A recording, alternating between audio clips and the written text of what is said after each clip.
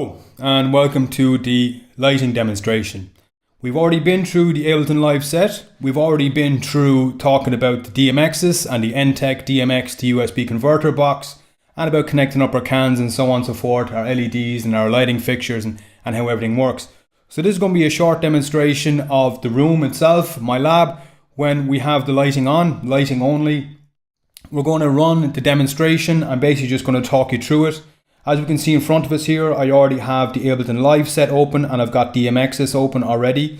I've set it to a base color just so you can more or less see me at the start of the video. It's a little bit dark in here and it's not set up for camera lighting. It's obviously set up so that we can see the LED cans with best effect. So what I'm going to do is I'm going to jump straight into it. I'm basically going to press play on the set. We're going to watch the lights as they do what they do and how they do it with automation and the faders and so on moving on DMXs and the actual setup that lies there. Okay, so let's get straight through it. I'm just going to reset everything and then I'm just going to press play. So as we see it, we can watch it approach towards our first set of DMX automation. We can see our first set of cans come in there slowly. I've only got outside 2 cans set up of the 6 can configuration. You can see all 6 slowly bringing in a bit of blue.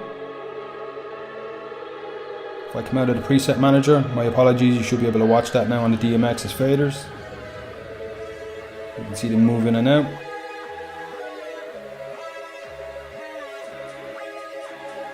So if I just close down this DMX's window, you can see what I've got here. I've got the left side with all of the faders that have been set up.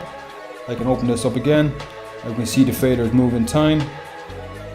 You can obviously see the lighting moving in the room.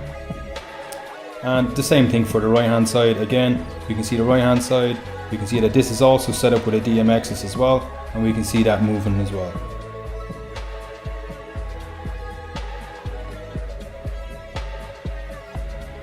Of course, I've already mentioned the DMXs box is connected to the NTEC DMX hardware via USB cable. That's connected through a 3-pin then connector into my first LED can, which is looped through to the 2nd, to the 3rd, to the 4th, to the 5th, to the 6th. Each one of these individually addressed. This is basic stuff. All the explanation has been there for you. The diagram is there for you now as well. We'll obviously be tying all of this up together soon in the live performance. Once we've done the visuals, once we've done the audio, all of that will be sewn together then and put into the one.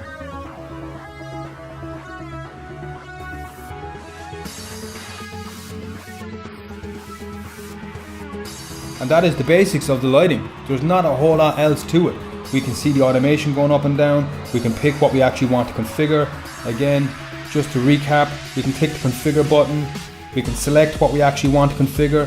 I can select this strobe here now if we want. We can see it just got added in here. So I can now program that strobe if I want. If I get rid of this box, I can now come in here and I can pick, there it is, number 26. I can pick that. I can add an automation lane for that. I can now add that in if I want to. Let's do something here just where it's going to get to. It'll be on one of these cans.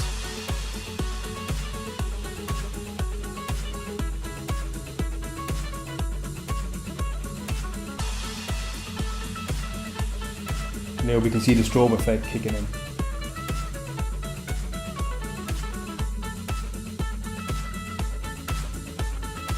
As soon as the light comes in on that can, you can see it's strobing there right beside me, this can right there. And that's how it works. So as I said to you, each one of those automation lanes were actually individually programmed. I picked each color, or I picked the dim, whatever the case may be, blended them myself. And from that point forward then I actually just picked what I wanted to match to the visuals. That was done in accordance with the visuals being picked. I then programmed the lighting to the visuals afterwards. This is exactly how I did it. Go take care of it yourself. See you in the next lecture.